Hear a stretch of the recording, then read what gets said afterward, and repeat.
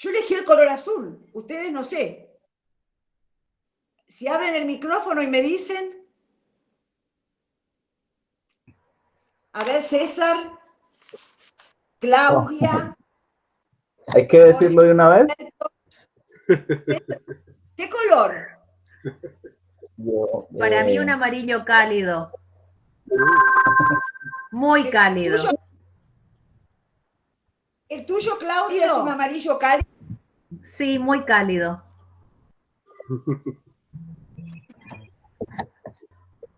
Claudia Ávila, ¿qué dice? Sí, ¿cómo estás? ¿Cómo te va? Muy feliz de estar aquí. Me encanta toda la gama de colores. Amamos ese color arcoíris, ¿cierto? Nos habíamos puesto de acuerdo con nuestros compañeros, pero digamos que en mi corazón siempre he vibrado con el color violeta. Bueno, hermoso. Entonces tenemos azul, violeta y un arcoíris, César. ¿Vos me dijiste arcoíris a mí? ¿O me equivoqué? Yo le dije multicolor, sí señora. Ahora lo presento mejor en la ponencia. Ah, bueno. Bueno, entonces, ¿y Jorge Alberto Rojas? ¿Jorge Alberto? Está ingresando, doctora. Vamos a esperar que se instale. Buenas tardes a todos. Jorge, bienvenido. Gracias, doctora Viviana. Me disculpo, tengo algunos problemillas de conexión. Estoy escuchando que dialogan acerca de los colores. A mí me encantan todos los colores. Yo disfruto de ver mucho el color de cabello de las personas. Admiro eso, me encantan esos colores. Sin embargo, si debo escoger uno, me identifico con el rojo del amor. Ay, qué hermoso, qué hermoso. Patito, ¿tú vas a elegir color? Por supuesto, voy a mantener mi amarillo pato, ¿ah? Para poder coexistir en verde contigo, maldita Beatriz, ¿ah? Para que esa energía que tú, para que siga nutriendo, ¿ah? Policromáticamente al mundo, ¿ya? En el fondo una simbología, ¿verdad? Que cada identidad, que cada originalidad brote y se haga una fusión de horizonte, una fusión de policromática, una fusión de existencia. Y así que mantengo mi amarillo para la consistencia en verde con tu azul se mantenga toda esta jornada. Bueno, entonces yo les voy a decir que todos nosotros, tú me ayudas, ¿no, Patito? ¿Me ayudas? Estoy aquí contigo, ¿sí? En amarillo y tú en azul. ¿Vos estás conmigo? ¿Estás conmigo? Sí. Absolutamente. Sí. Bueno, entonces, los interactuantes, todos nosotros, aportamos nuestros colores y formamos una paleta.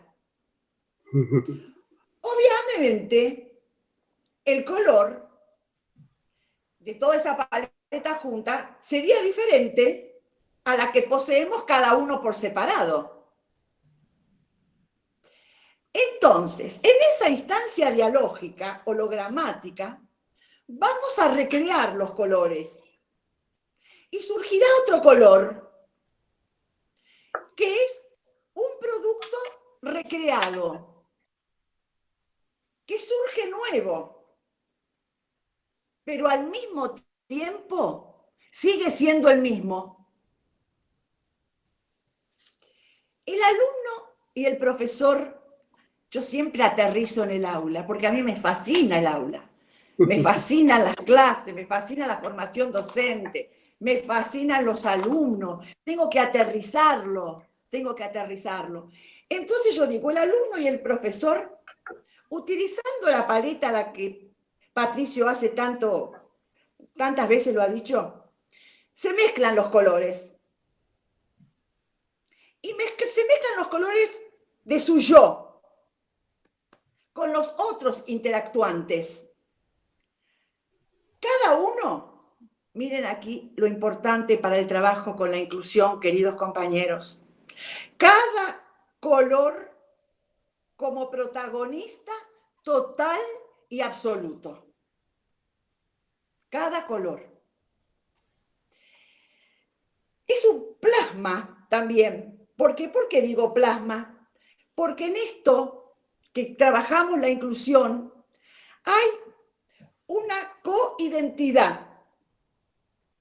Hay un yo que voy portando con el color, pero ese yo con el color está entretejido con otro.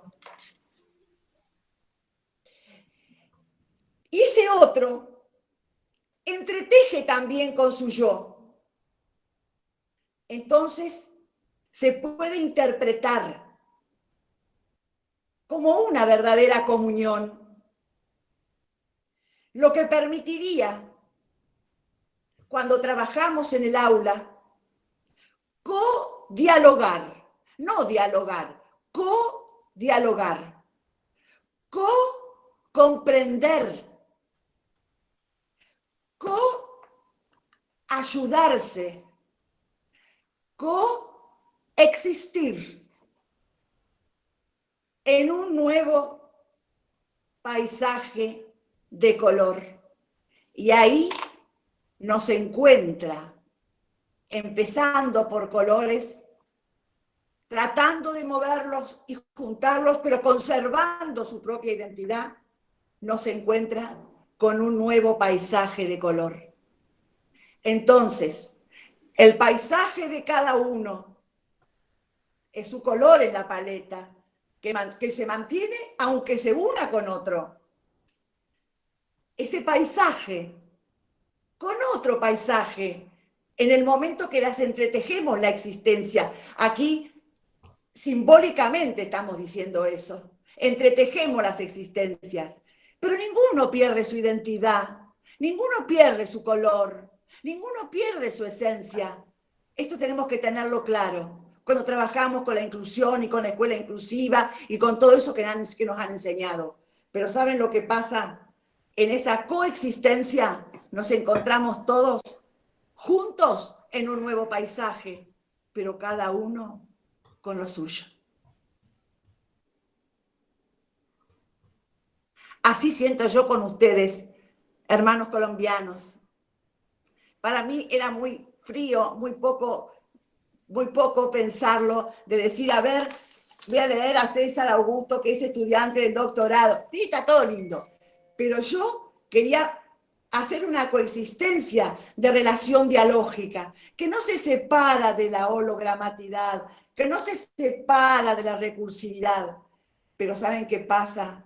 Estudiamos mucho el pensamiento complejo, pero queda ahí en una serie de discursos que no se conectan para ningún lado. ¿Qué dice mi maestro? Qué pregunta.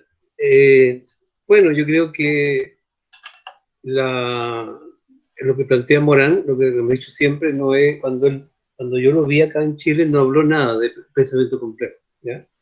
Habló solo de poesía de la vida, habló de coexistir, de convivir, de reunirse, de programar espacios concretos con un otro, casi con agenda, para poder disfrutar y gozar la existencia del otro.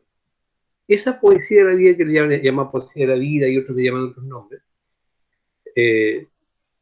que obviamente es como habitar el mundo, es como este ser pensante, abstracto, que la idea de pronto baja de la cabeza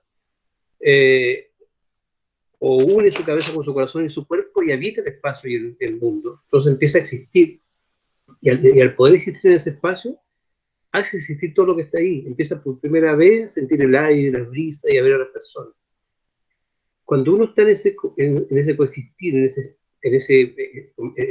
sea, el ser, el hombre del mundo, ¿ya? En ese presente vivo, habitando el territorio y no solo habitando el mapa, no estando siempre en la cabeza, ¿ya? Haciendo coincidir la presencia en el aquí y la ahora de mente, corazón y cuerpo. Esa es la poesía de la vida. Cuando uno está ahí, obviamente que siente un gozo coexistencial infinito, porque, bueno, goza todo lo que existe, pero fundamentalmente esa autoridad de lo otro y los otros. Eso es lo que hace falta, ¿ya? Volver a reconectarnos con los demás en la vida cotidiana, en cada momento, ¿ya? Pero como hemos olvidado, nos estamos desconectando, nos hemos alejado, tenemos el hábito de de no estar cuando estamos, o sea, está nuestro cuerpo ahí, pero nuestra mente está en otro lugar, ¿ya? Nuestras emociones están en otra parte. Entonces hay que aplicarse, ¿ya? Hay que prepararse para la clase o prepararse para la intervención terapéutica, ¿ya? Hay que preparar el ser, o sea, hay que hacer un silencio menor, como hacíamos una frase de Ismael Quines, ¿ya? Hay que expandir la conciencia, como quieran llamarlo, ¿ya? Pero estar ahí presente. Si yo no existo y no estoy ahí, no hay nada. No puedo hacer nada tampoco. Si yo no existo, no puedo enseñar, no puedo amar, no puedo hacer ningún cambio. Entonces, la preocupación, o sea, por eso que muchas teorías de la alteridad, de la alteridad y de la otredad, ¿ya? Tienden a poner mucho énfasis en la otredad, ¿ya? Como en el otro solamente. Generalmente se llaman así, ¿ya? Pero no hay que olvidar que no es posible que haya otro si no estoy yo, ¿ya? Es simultáneo. O sea, la mismidad genera la otredad y la otredad genera la mismidad, son simultáneas. No es que sea más importante el estar en mí, ¿ya? El existir yo en este espacio es simultáneo. En el momento que yo existo en el espacio surge todo, surge el otro. En el momento que surge lo otro, surjo yo. Cuando yo crezco y me desarrollo como persona en todas mis dimensiones humanas, hago un beneficio directo, logramático, por lo que me rodea. Y cuando hago el bien a los demás, me hago un bien a mí también. Es recursivo, ¿ya? Es el otro principio que hemos nombrado menos. El principio dialógico, principio recursivo, principio logramático. Entonces, yo creo que ya no es, como tú bien dices, no es una cosa solo de leer, de estudiar. Hay que ir, porque podemos seguir sentando la cabeza de pensamiento, o sea, podemos hacer un mapa perfecto, precioso, de color, en la cabeza, maravilloso, pero el mapa no es el territorio. El fenómeno está en el mundo. El fenómeno es el ser en el mundo. El ser habitando el contexto en que estamos con los otros y con lo otro, con la naturaleza, con los niños, con los estudiantes. Y esa entrada hacia lo fenomenológico, hacia el presente vivo de Husserl, hay que practicarlo. No es mágico. Hay que hacer esa pega. No nos podemos sentar a esperar que de pronto surja la existencia, que yo sea quien soy. No. De hecho, cuando uno pregunta a una persona, ¿cuándo te sientes más tú mismo? Hay luces. La gente se siente más uno mismo cuando, por ejemplo, cuando está con alguien que lo quiere incondicionalmente, que lo acepta, que no le pide que sea otro, que le permite ser quien es. Una persona es más uno mismo cuando está con los niños, por ejemplo. Los niños existen hasta que nosotros les enseñamos a vivir más en el mapa del territorio. Los niños plenos, es todo él. Tiene la capacidad de asombro intacta. Los mejores maestros, sin duda, son los niños. De hecho, Maturana siempre recuerda esta frase bíblica: debéis ser como niños para entrar al reino de los cielos. Debe ser existir. Y cuando uno existe, se conecta también con lo trascendental del ser, que es la bondad, que es la verdad, que es la belleza y la unidad. Si uno no tiene esos elementos, no puede entrar al reino de los cielos, ¿ya? Entonces, hay muchas formas, ¿ya? Nosotros todos hemos experimentado alguna vez una sensación de sentir una cosa así maravilloso, que es más que una experiencia cumbre de Maslow, es mucho más. Es como sentirse conectado con todo, se siente uno presente, se siente en el mundo y siente el mundo en uno y uno en el mundo. Bueno, Jean-Paul Sartre llama muy bien eso el momento perfecto. Es un momento perfecto, en que yo me siento siendo, se une mi ser con mi existencia en una unidad. También Gabriel Marcel lo ha planteado, que es un filósofo existencialista y cristiano, ¿ya? El misterio del ser, ¿ya? El misterio del ser y el problema. Para él es súper maravilloso lo que él dice, porque dice que algunas personas dicen que es imposible ir del ser a la existencia, porque son dos cosas separadas. Gabriel Marcel dice: cuando yo voy al mundo, enfrento el problema de la vida, de la existencia, es cuando me encuentro con mi ser. Se resuelve el misterio del ser. Es precioso porque, bueno, yo creo que para los dos lados sirve. Si yo voy al mundo, me encuentro conmigo; si me encuentro conmigo, me encuentro con el mundo. Yo siempre soy parte del mundo, estoy inseparado del mundo. El mundo está inseparado de mí. Esa es la logramatividad. La inseparabilidad del todo y la parte del todo. Entonces mi invitación es básicamente a eso, de que lo que puede cambiar el mundo, como también lo dice Claudio Naranjo, La educación es lo que puede cambiar el mundo. Pero no es educar cualquier cosa, no es instruir, no es domesticar, no es colonizar el pensamiento y los deseos, de someter a un poder de control. Es educar el ser. Es educar que las personas pierdan el miedo de existir y de ser. Que pierdan el miedo a la libertad. Sin libertad uno no puede ser. Que pierdan el miedo a amar. Sin saber amar uno no puede ser. Entonces hay que educar para el ser. Hay que educar para el existir, para que podamos... Insisto, no hay separación ninguna entre existir y coexistir. Entre ser y existir. Pero esa simultaneidad hay que trabajarla. Hay que educar en el sistema educativo. Claramente, fíjate que no se puede teóricamente, porque el teórico tendemos a hacer más mapas. Lo teórico tiene que estar unido con la vida. Yo voy con la teoría, con el pensamiento, con el corazón a la vida siempre, pero estoy ahí. Pero es, como dice Gregory Mason, portando el beso no de la muerte, sino el beso de la vida. Tengo que estar en la vida. Por eso que hablar de pedagogía de la vida es hablar de pedagogía del ser, o del existir, podemos hablar también de pedagogía de la salud, pedagogía del amor, pedagogía de la libertad, todo eso es lo mismo. Pedagogía de la emancipación de Pablo Freire es la misma, pues sin libertad no se puede ser. Si yo hago cualquier cosa, una gota de mí, una decisión mía, está influida por otro, ya no soy yo. No es mi vida, es la vida de otro. Entonces, libertad, amor, existencia, salud, felicidad, son la misma cosa. Sin eso, y no es educado para temer, para hacer creer que la felicidad se compra en los supermercados, se compra afuera. Como que no puede. Entonces, eso no es felicidad, obviamente. Nada de lo que venden afuera contiene la felicidad. Entonces, hay mucho que hacer.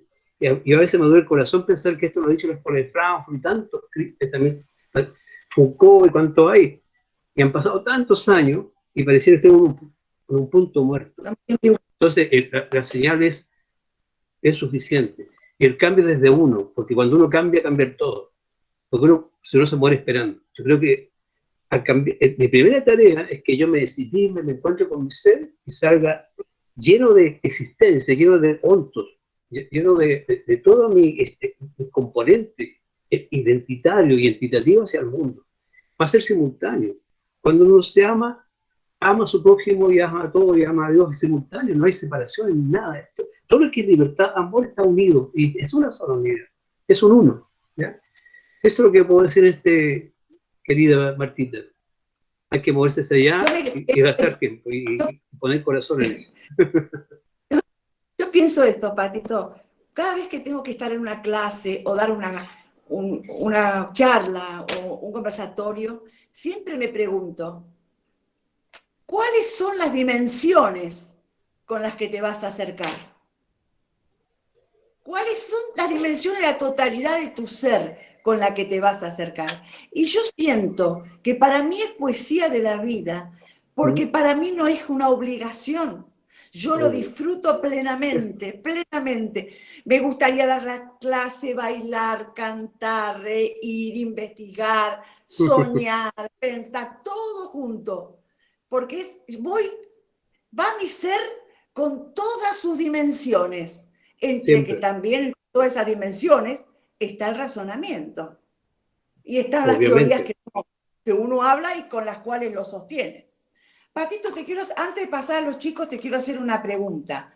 Acá hay gente que me ha pedido que quiere comprar el libro Coexistencia y Educación y no lo consiguen. Para mí es maravilloso porque lo conseguí en Chile.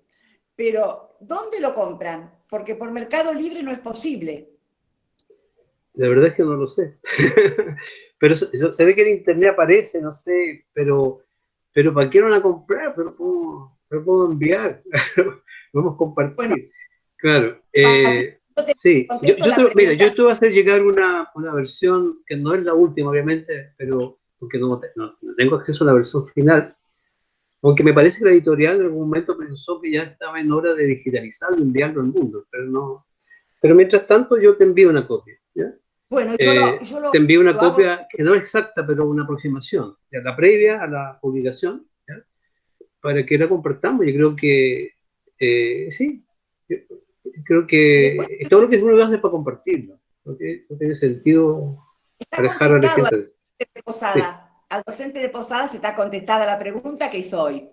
Otra cosa, nosotros con Patricio, con Samuel, con Morales de México y con González Arizmendi, voy a coordinar un libro con los capítulos. Y con Germán López. Germán Morales. Germán López. Ah, ya. Vamos a coordinar y por primera vez vamos a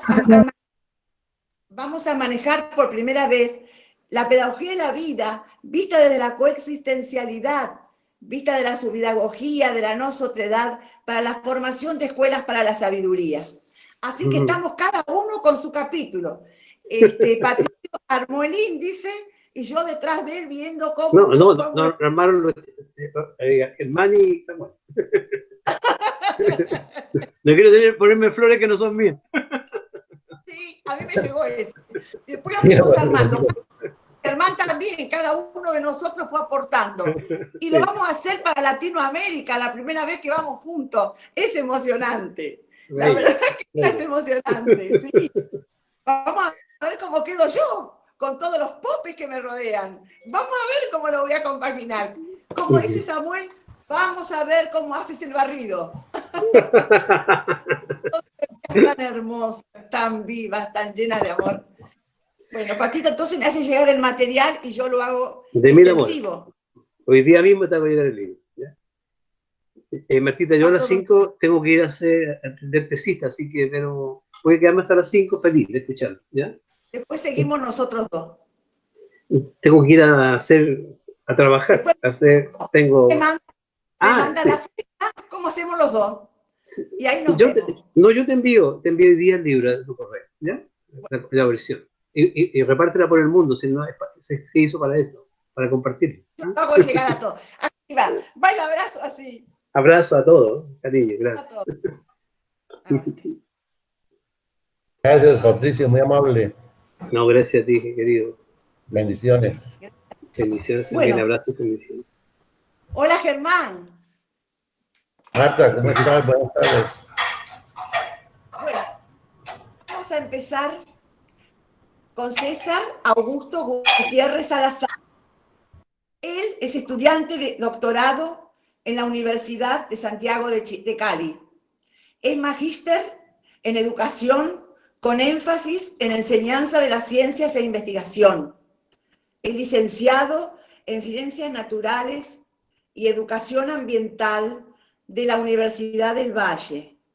Es profesor de la Secretaría de Educación del municipio de Palmira, Valle del Cauca, Colombia.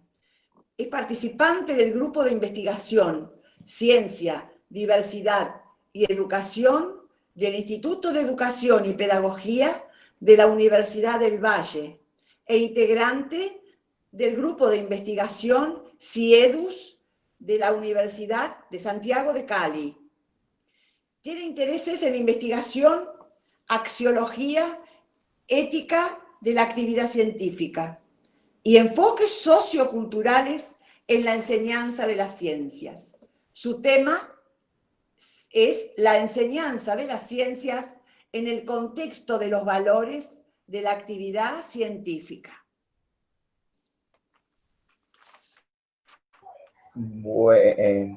Listo, bueno, ya me corresponde hablar. Un saludo cordial a todos los que me escuchan, que de verdad que me emociona mucho porque no es solamente ya una ciudad ni a una región, sino a un continente. Y esto se convierte cada vez en un sueño que me toca abrir las manos más para poderlo agarrar, porque pues al principio el sueño era pequeño, ahora me toca con las dos manos. Bueno, como usted lo dijo, doctora Marta, mi interés de investigación, mi interés siempre ha sido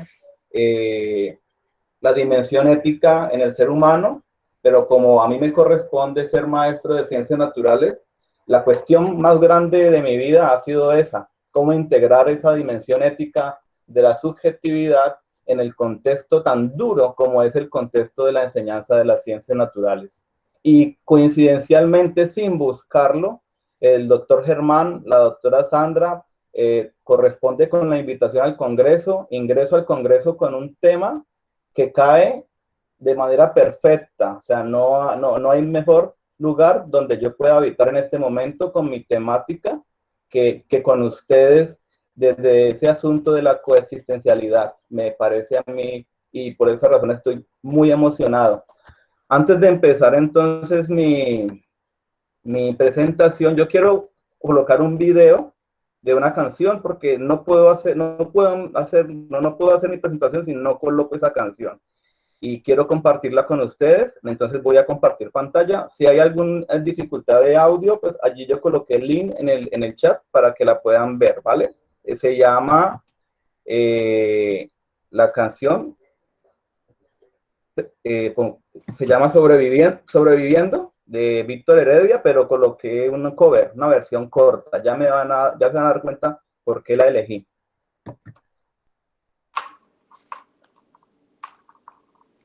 Me dicen cuando aparezca la pantalla.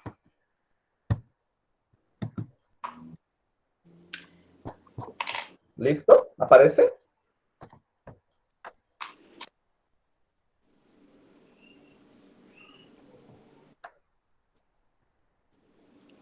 No, César, te estamos viendo a ti. Allá, bueno, listo. Ahí ya ven la pantalla, sí. Listo. Me dicen si se escucha y entonces la hago sonar.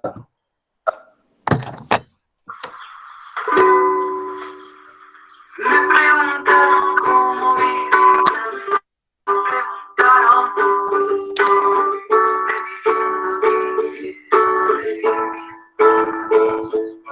Tengo un poema escrito más de 1000 veces. Me repito siempre que mientras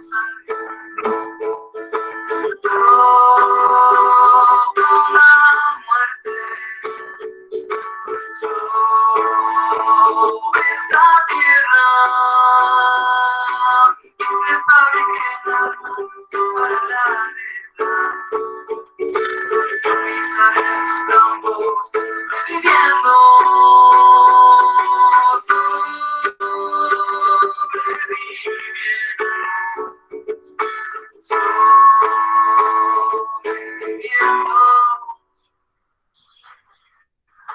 hace tiempo no río como hace tiempo.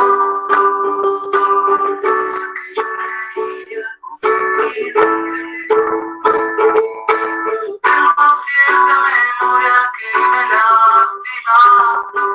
No puedo olvidar mi Hiroshima. Tanta tragedia sobre esta tierra, porque quiero reírme apenas si puedo. Ya no tengo la risa como un jilguero, ni la paz de los pinos debes tener. Ando por este mundo sobreviviendo,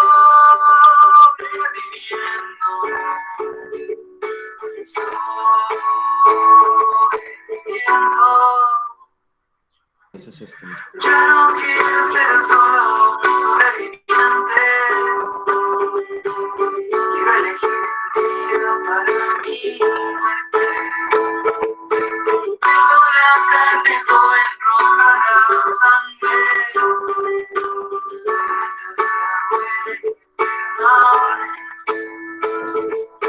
Quiero la vida.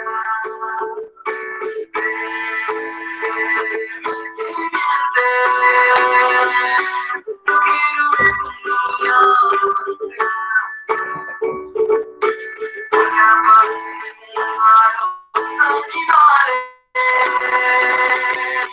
Como me reía ese otro día, ellos manifestándose con la vida y nosotros apenas sobreviviendo. Sobreviviendo.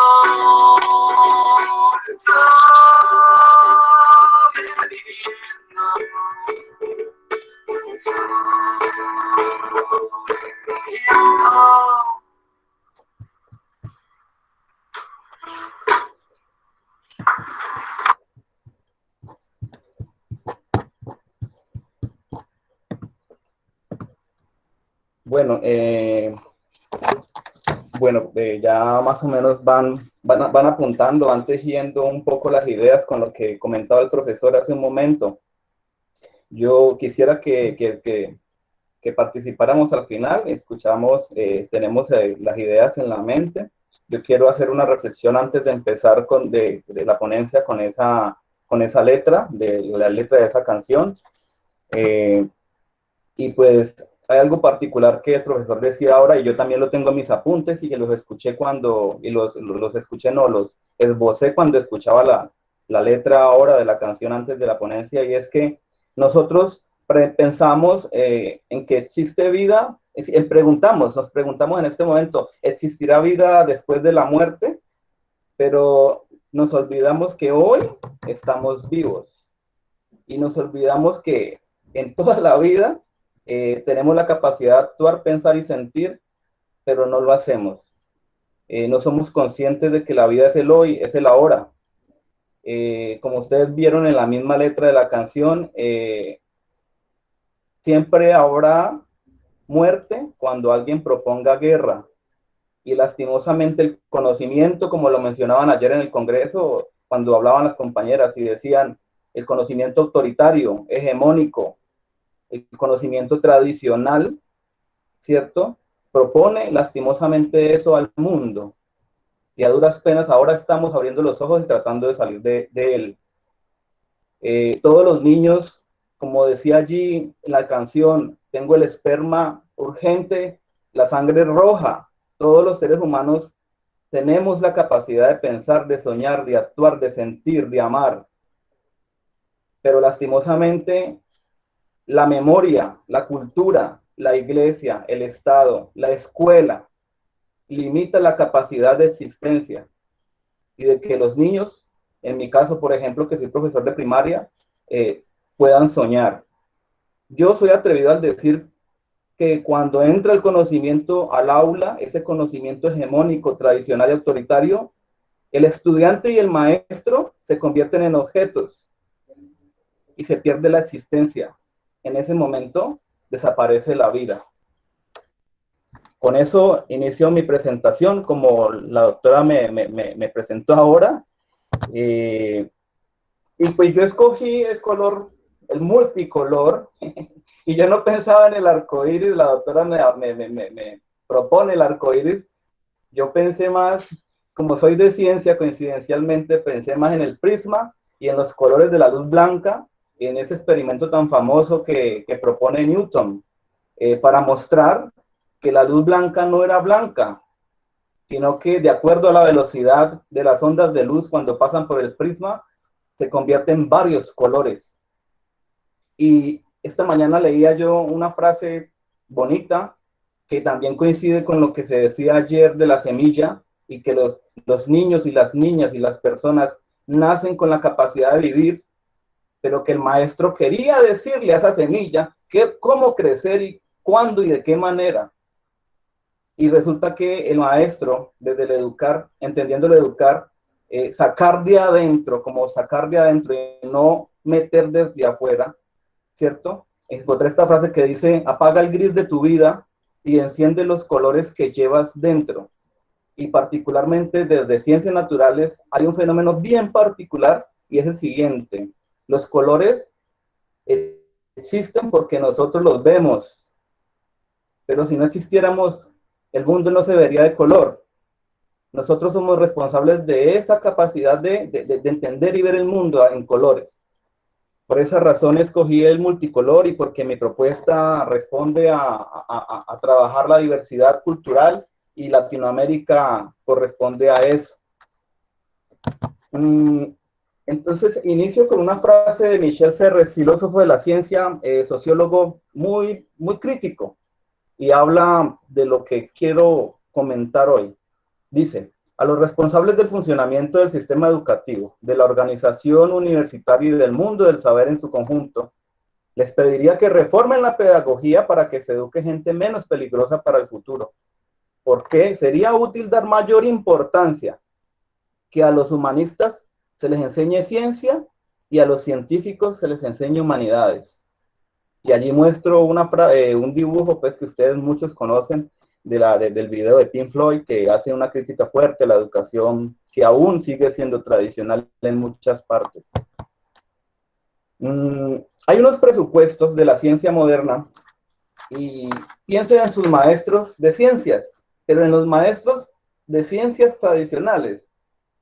Y entonces nos vamos a dar cuenta que ese maestro de ciencias se justifica su práctica en unos presupuestos que Morán en su texto Ciencia con Conciencia de 1984, cuando nací, dice que la ciencia tradicional, la ciencia moderna, la ciencia de René Descartes, que René Descartes decía, pienso, luego existo, pero resulta que hoy día ya nos damos cuenta, y con lo que estamos hablando en este congreso, primero existo y después pienso, pero anteponer la razón ante nuestra capacidad de vivir y entender el mundo, pues eso tiene unas implicaciones bastante serias, porque esa ciencia, esos presupuestos, se justifican en un determinismo que entiende que puede manipular todo, el aquí, el ayer y el después, que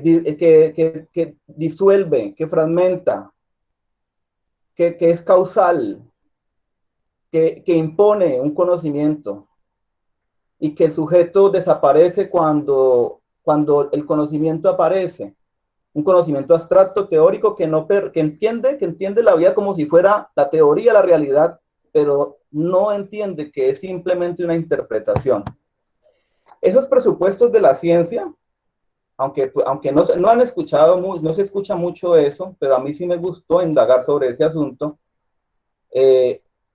refleja unos valores y una dimensión ética que viene de la concepción heredada del conocimiento científico, por allá del Círculo de Viena de Comte, que algunos ya lo hemos escuchado, ¿cierto? Donde se separan las artes de las humanidades, de las ciencias duras, de las ciencias naturales. Y estos valores, pues claro, son valores que se justifican del conocimiento para el conocimiento, ¿cierto? Objetivos, y entonces, pues para que ese conocimiento sea verdadero y sea valioso, pues se tiene que justificar en el rigor, en la coherencia, en la neutralidad de la subjetividad. Tiene que ser útil, por esa razón nosotros hoy usamos la tecnología, pero no pensamos en cómo llega esa tecnología a nuestros hogares. Ese conocimiento es verdadero, no hay verdad diferente a esa, y es universal y exacto. Y eso es lo que enseña el maestro de ciencias en la escuela tradicional, desde el pensamiento moderno. Eso hace que el maestro transmita una imagen de ciencia. ¿Qué imagen de ciencia? Pues una imagen de ciencia donde se acumule la teoría 1, la 2, la 3, la 4, la 5, pero si el estudiante no entiende la 2, entonces no entiende el contexto completo. Una ciencia determinista, donde Dios no juega los dados, porque Dios no cree en el azar, en la probabilidad, porque en un universo determinista, pues el azar viene siendo pecado. Pero aparece la mecánica cuántica, aparece el psicoanálisis, y el sujeto se da cuenta que la razón no le basta para entender el infinito de cosas que tiene en su cabeza. Con la segunda ley de la termodinámica, el universo se da cuenta el hombre, que el universo está en expansión, que todo tiende al desorden, que todo tiende al devenir. Por eso recordamos el pasado, pero no podemos saber qué va a pasar al futuro. El conocimiento de la ciencia en ese contexto es ajeno a la cultura, a la sociedad. Nosotros solamente vemos del iceberg de la ciencia lo de arriba, la ciencia útil, la ciencia práctica, lo objetivo, lo razonable. Pero resulta que el iceberg tiene un fondo muy grande, una estructura que lo soporta, y esa es la parte que no se deja ver, y es la que lo constituye, es la sociedad y la cultura. Esas imágenes de ciencia, es ascética la dimensión ética, se construye una epistemología del conocimiento sin sujeto. Por esa razón, la responsabilidad se pierde, ¿cierto? Y el conocimiento se antepone ante cualquier cosa. Aparece entonces la pregunta, ¿el fin justifica los medios?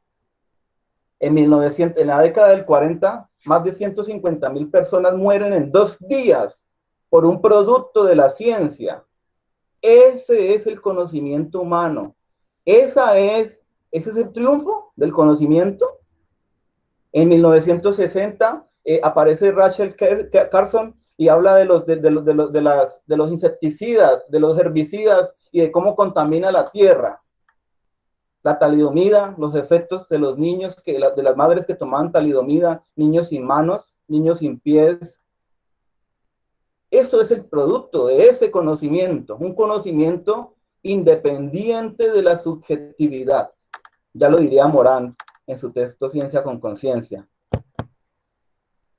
Eso trae unas implicaciones a lo que nos atañe, que es la educación. Un maestro de ciencias, desde ese contexto, que es moderno, tradicional, pues su práctica pedagógica va a tender a la normalización de las subjetividades. Para él no existen 30 niños, 40 niños, para él existe un solo universo y que todas esas mentes que están allí, ávidas de libertad y de alegría, ¿cierto? Sean una sola. La objetividad prima sobre la condición humana. El maestro determina, el maestro da las herramientas, el maestro da las teorías, el maestro impone y se convierte en dispositivo de reproducción del saber, que es un dispositivo fuerte y donde se limita en ese sentido, como lo decía anteriormente, la existencia. El maestro se despoja de la práctica, su discurso no corresponde con sus acciones. El maestro puede hablar maravillas, pero su práctica lo condena, porque está determinada bajo un discurso que no le permite el actuar ni de él ni de sus estudiantes. Se propugna una ciencia sin reflexión que limita la capacidad de entendimiento de la multidimensionalidad de un ser humano. Es que nosotros no somos cerebro izquierdo, cerebro derecho. Es un solo cerebro. Nosotros no somos 50% biológicos y 50% sociales y culturales. No, somos 100% biológicos, 100% naturales, 100% químicos, 100% culturales. Y eso lo desconoce las prácticas de educación científica justificadas en ese sentido. Pero pues todo no es así. Todo no es así.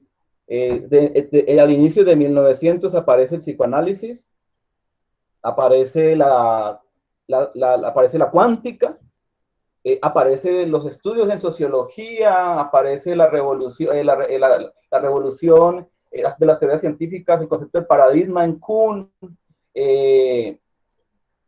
la revolución sexual, aparecen los grupos, los movimientos feministas, ambientalistas, conservacionistas, que van en contra de la guerra, que quieren conservar y se dan cuenta de que el mundo tiene que cambiar, de que hay una fractura. Aparece la luz como aparece la luz en un bosque cuando cae un árbol, y aparecen las ciencias del pensamiento complejo, la complejidad, los nuevos experimentos a la nueva física, que ya no corresponde solamente a la mecánica clásica, y aparece el hombre, aparece el sujeto, aparece la creatividad. Y Ilya Prigogine, es un científico que me gusta mucho, en su libro La Nueva Alianza, la metamorfosis de la ciencia, dice: necesitamos la reconciliación entre inteligibilidad de la naturaleza y el mundo humanista, el mundo de los valores que necesitamos en nuestra vida social, puesto que si el mundo es determinista, como lo mencionaba anteriormente, no tiene ningún sentido que exista el valor. ¿Eso qué implica? Que no haya elección, que no haya una concepción política, ni ética, ni la libertad de pensamiento y acción en el mundo. Es necesario entonces, como dice la diapositiva, la emergencia del sujeto en la ciencia contemporánea. Hay unos presupuestos que comienzan a transformar esa ciencia, que me gusta más, y Morán propone que esa ciencia se justifica en la implicación, o sea, la persona que hace ciencia ya sabe que ese conocimiento implica en la sociedad y la cultura, y viceversa, que se distingue y que puede participar conjuntamente con otros conocimientos. Aparece entonces la responsabilidad, aparece la dimensión ética, aparecen las teorías de la argumentación, del lenguaje, las teorías de la cultura, la diversidad cultural y las relaciones entre ciencia, tecnología, sociedad y ambiente. Estos presupuestos implican que veamos y actuemos en el mundo ya de una manera distinta. Y hoy día la ciencia nace para el pueblo y desde las preguntas del pueblo, y cuando se construye ciencia, entonces ya se habla como actividad humana, y como es una actividad, incluye al sujeto. Y como incluye al sujeto, aparece entonces una ciencia que debe propender por el bienestar como valor, el relativismo, la subjetividad, que es más bonita que la objetividad, la curiosidad, la comprensión, como lo propone Morán siempre, que entre más sepa uno, más comprensivo debe ser con uno mismo, con el otro y con lo otro, hablando de lo ambiental. Y otros valores como el cuidado del medio ambiente, tendiendo hacia una ética para la sustentabilidad, ya no desarrollo sostenible como todavía se quiere sostener desde el concepto y teoría del capitalismo. Hay unas imágenes que se proponen desde el aula. El maestro también refleja esas imágenes, pero estas imágenes me gustan más. Por esa razón la propongo y quiero exponer y comparto con ustedes. La ciencia se comprende ahora como un sistema social y cultural que incluye valores, es plural, axiológicamente, y que se relaciona con la industria, con la política, con las humanidades, con las artes, y nace del pueblo, como lo decía anteriormente. Ya no es una verdad absoluta, como lo comentábamos en días pasados, sino que acepta los saberes que hay en el mundo, porque es muy difícil desconocer al otro.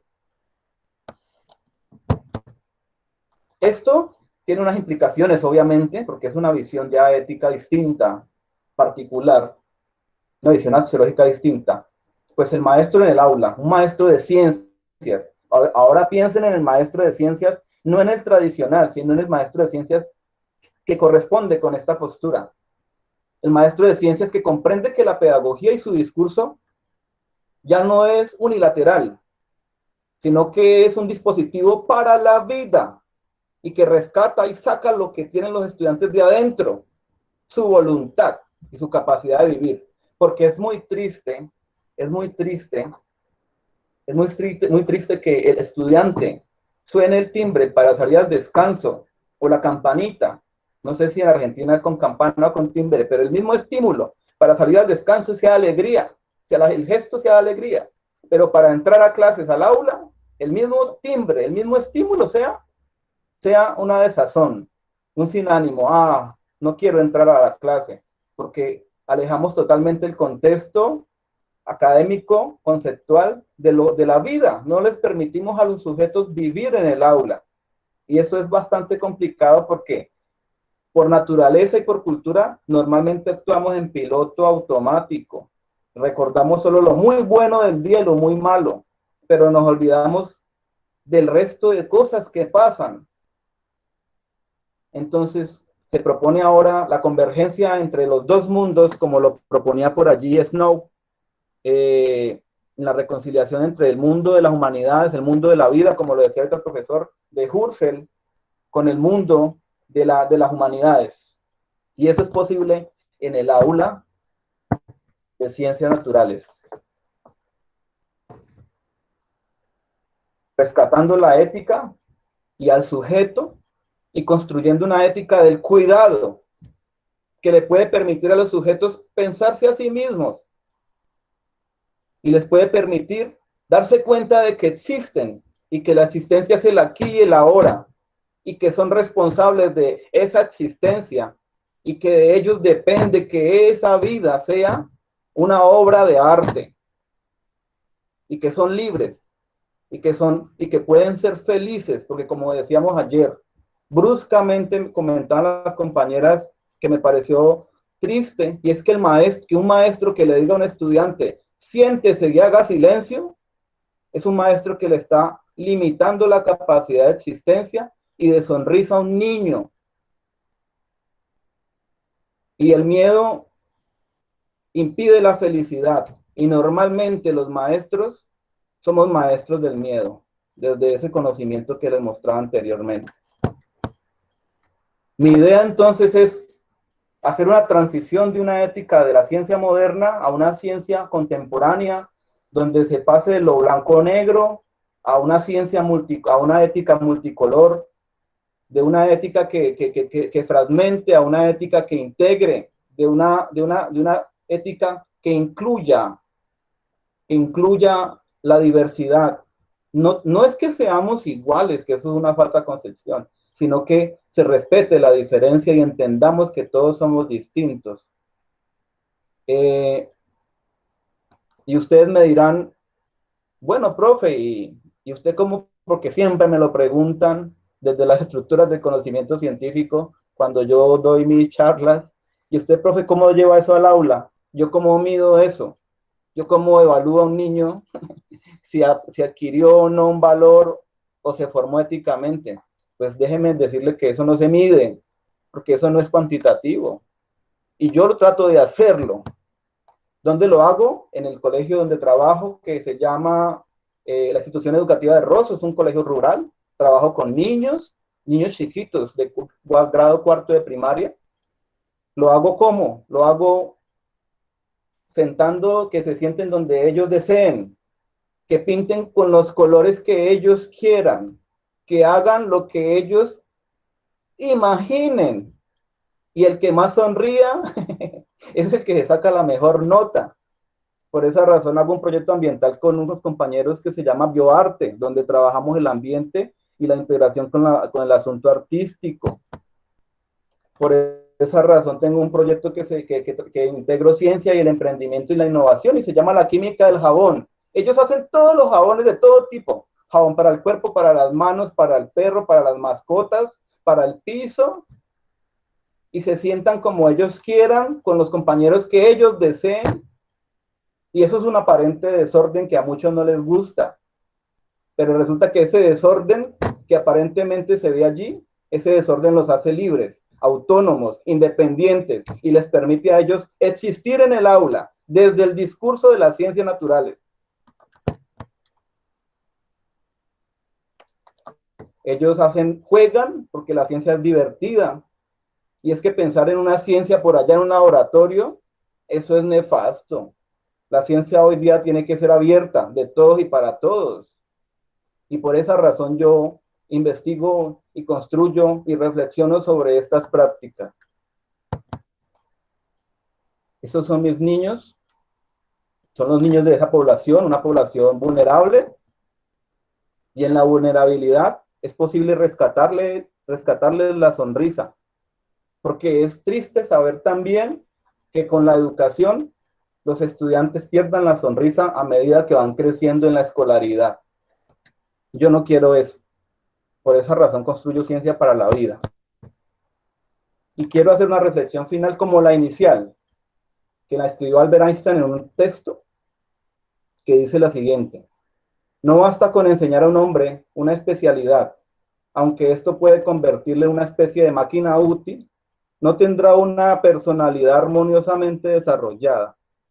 Es esencial que el estudiante adquiera una comprensión de los valores y una profunda afinidad hacia ellos. Debe adquirir un vigoroso sentimiento de lo bello y moralmente bueno. De otro modo, parecerá, con la especialización de sus conocimientos, a un perro bien adiestrado que a una persona armoniosamente desarrollada. Son algunas referencias bibliográficas. Muchas gracias. Gracias, César, por tu participación. Bien, proseguimos entonces con las participaciones de parte del grupo. En estos momentos tenemos el doctor Germán López pide el uso de la palabra. Doctor Germán. Buenas tardes, queridos colegas, Patricio, Marta, todos los académicos de América que están presentes. Qué lindo escuchar de un profesional de la educación formado en el campo de las ciencias naturales esta hermosa presentación y las experiencias que él plantea.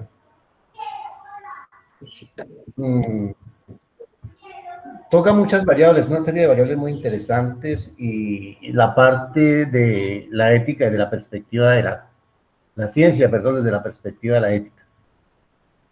Y entonces me viene a la memoria, y no puedo quedarme callado con la participación de César, porque yo soy profesor de física y matemáticas en los colegios. Ya a nivel universitario trabajé mucho tiempo en las facultades de Ingeniería y Ciencias Económicas, matemáticas, ecuaciones diferenciales, los cálculos, la probabilidad, la estadística, etcétera, etcétera. Pero de los últimos 7 o 9 años me he dedicado al campo de la educación y estoy trabajando específicamente en la parte de ciencias de la educación. Pero es muy lindo ver cómo hay maestros en Latinoamérica que están pensando, que tienen una nueva visión, una nueva lectura a su quehacer como maestros. Desde la perspectiva de la humanidad, desde la perspectiva de la coexistencialidad, desde la perspectiva de la otredad, desde la perspectiva de una pedagogía para la morosidad. Esa instancia, esa experiencia que nos muestra César, y que ya hablé yo con él, y les comento, y voy a cometer era secreto entre César y mi persona, pero ya desaparece como secreto. Yo sí quiero que nos lidere a nivel de CESPE una línea de investigación sobre enseñanza de las ciencias naturales desde la perspectiva teórica que él la está asumiendo en su trabajo doctoral. Para darle más participación a los otros compañeros, para no ocupar todo el tiempito de que sé que desean participar. César, felicitaciones y qué bonito, qué lindo. Yo soy un adepto al pensamiento de Frigo Capra, que tiene una nueva concepción de vida, una nueva concepción, y plantea, por ejemplo, en la parte ecológica, una manera diferente de pensar el mundo. Y me parece que todo lo que tú planteas aterriza en el contexto de la línea de investigación que tiene CESPE, que se llama Pedagogías Emergentes. Y no en vano tenemos la presencia y nos engalana el doctor Patricio, que con su sapiencia nos abre nuevos horizontes y nuevas lecturas para nuestro quehacer de maestros. Gracias, César, Dios te bendiga, y muy amable, muchas gracias. Antes de terminar, Gracias, doctor Germán. quiero agradecerle a mis compañeros, que por allí vi a varios, bastante público, a mis colegas del colegio, a mis amigos que me quieren mucho, y a los que no pudieron entrar que querían. Desde acá los saludos de la pantalla, y pues estamos vivos. Gracias. Gracias, César. ¿Quién más tiene para hacer alguna aportación? Acá tenemos un mensaje mientras se postulan para las participaciones. Felicitaciones, César Augusto, por su excelente ponencia. Muy interesante su visión del aprendizaje de las ciencias naturales. Muy valiosa la reflexión sobre el valor de la existencia en el aula de clase, donde el aprendizaje se construye, no se impone. Hay 2 reflexiones. Doctora Marta Beatriz, queremos escuchar sus palabras. Bienvenida al micrófono. César, cuando te escuchaba estaba pensando que sería maravilloso que podamos trabajar juntos. Mira, yo tengo algunas anotaciones que acabo de hacer. Sí, no, acá no quedan las cosas, no. Acá las cosas se trabajan. Mira, yo acá tengo algo de las cosas que estuve anotando, que tiene que ver con con lo que decía recién el doctor Germán López.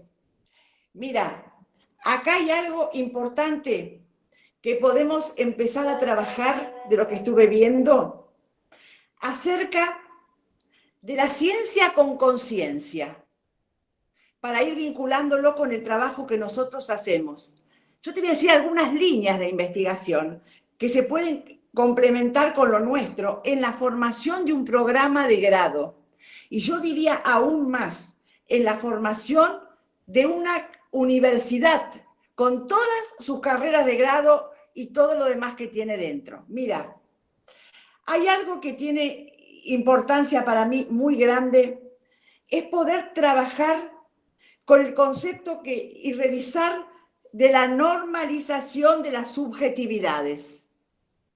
Este es un punto central en nuestra pedagogía de la coexistencialidad. Porque en esa normalización de las subjetividades es uno de los dispositivos más grandes que tenemos de la exclusión, donde quedan fuera del sistema montones de alumnos porque no encajan en determinado universo. Ahora, el concepto de ciencia, tú has dicho también que implica la sociedad y la cultura. ¿Cómo sería la ampliación de la línea en relación a nosotros? La ciencia implica la sociedad, la cultura, la felicidad, la salud, los vínculos amorosos en una pedagogía que desenvuelva estas cuestiones. Yo le agregaría a sociedad y cultura todo lo que hace a las relaciones inter y transpersonales que tienen que aparecer, porque has propuesto algo hermoso. ¿Sabes qué has propuesto en términos teóricos? Una formación holística transpersonal desde la psicología. Quiere decir que no vas a abordar únicamente los campos de la pedagogía y la ciencia, sino que vas a llevar al desarrollo de la conciencia, que es lo que estuviste diciendo en todo momento. Ciencia y conciencia. Por eso hablamos hoy justamente con la profesora Chela Vázquez y le decíamos, y ella me decía a mí, mira, hay algo muy importante, vamos por una revolución que no tiene armas, que no tiene lucha, pero que tiene algo maravilloso, que es la revolución de la conciencia. Hacernos conscientes, darnos cuenta. Todo el tiempo estuviste jugando con esas variables, del punto de vista de un desarrollo programático. Por ahí va para mí el camino de la investigación. Y después hay una palabra que yo la pondría, porque yo cuando se hace una investigación siempre digo, vamos a esperar la certeza, qué vamos a hacer con esto, y pues no hacemos nada, porque después, qué sé yo, ¿de dónde sale eso? Porque para hacer una investigación el proceso es al revés. Es primero hacer lo que vos estás diciendo, acercarse a la sociedad, escuchar y ver, y dar después una devolución científica y una búsqueda. Pero no, es al revés. A algunos se le ocurre que va a investigar sobre tal cosa. Mira, yo pondría esto. Mira, César, comprensión con uno, con el otro y con lo otro. Ahí tienes el universo. Ese es el universo. En un desarrollo afectivo, emocional y racional. Porque nosotros no es que estamos en la pedagogía del amor, con un esoterismo, o la espiritualidad, que nos dejan denostados, que vivimos rezando. No, es una espiritualidad al servicio de la comunidad. Ahí está la diferencia. No es religiosa ni es esotérica, o bruja, o santa, o vaya a saber qué otra cosa viene colgando de ahí. O que peor, o que hablamos de eso porque no tenemos un marco teórico, filosófico, político y humano que nos sustente. Jamás podríamos decir esto si no tuviéramos lo otro también. Pero ¿qué pasa? Aprendimos a hacer procesos, yo por lo menos proceso de introspección, que es lo que quiero hacer y hago con los alumnos, para que después, a partir de esa introspección, puedan comprender el mundo y puedan trabajar ese mundo. Y las ciencias lo apoyan. Y tengo otro cartelito más y te dejo en paz. Y a todos. El otro cartelito que tengo, que estoy enamorada, para que pensemos, epistemología del conocimiento sin sujeto. Mira, mira, ¿dónde está el sujeto? Vaya a saber por qué caminos perdidos. Ahora también hay algo con respecto a esto, ¿no? El conocimiento, aunque digamos que no, camina independientemente de la subjetividad. Camina por otro lado. Tal es así, vos que estás en la escuela, yo también, tal es así, que se quedan segregados cantidad enorme de estudiantes que no encajan en los moldes y que no encajan en el mapa de la mente al que hoy hacía referencia el doctor Alarcón. El mapa de la mente, no en el territorio que lo habitas, que es distinto. Habitar un territorio no es el mapa de la mente. ¿Qué tenemos nosotros? El mapa de la mente. Ahí está todo grabado, todo cuadriculado, digo yo, porque de ahí tiene que salir. César, va el corazón. Gracias. Gracias, doctora Beatriz, por sus aportes. César, esperamos que hayas tomado atenta nota. Queremos dar un caluroso saludo a la doctora Sandra Liliana Castillo.